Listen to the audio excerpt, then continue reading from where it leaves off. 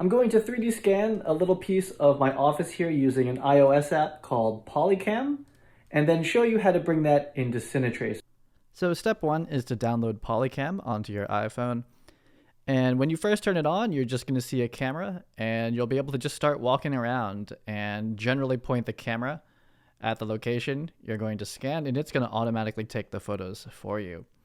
From there, you can choose what resolution you want. I chose full, and then it's going to upload it to their server and start turning it into a 3D model. It's done about an hour later, something like that, maybe less, and there it is. Pretty cool, right? The best part is that it's to scale. There are some issues with it, but it's pretty detailed depending on how well you scanned it.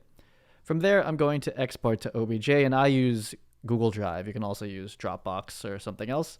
You're going to get a zip file with an OBJ file and a bunch of maps. We're in Blender now. We're going to import this into Blender and check it out. I have a video on this process in more detail if you want to check that out on YouTube.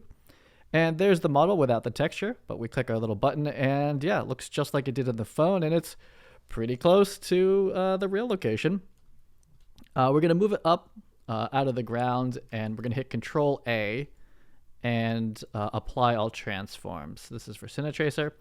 Then we're going to hit Tab, go to polygon mode, hit A to select all the polygons, and we're going to go to set from faces. This is going to fix the normals that come in from PolyCam.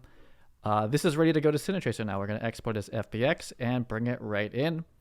Find the file, and we have our location scan.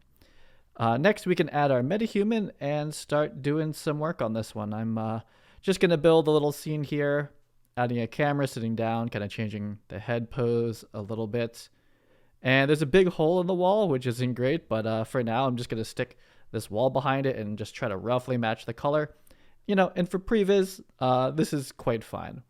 I'm going to just do a little bit of lighting here, adding a 4x4 light and then an overhead light. I have ray tracing enabled, and that's going to give us some pretty nice results.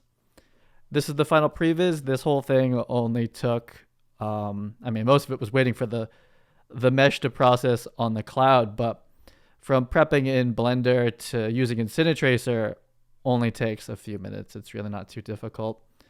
And this is the final result. So this is really powerful. It's going to allow you to scan locations that you might be filming in, or just want to see what it would look like to light with them and work with them virtually. That wraps it up for this video, and I'll see you on the next one.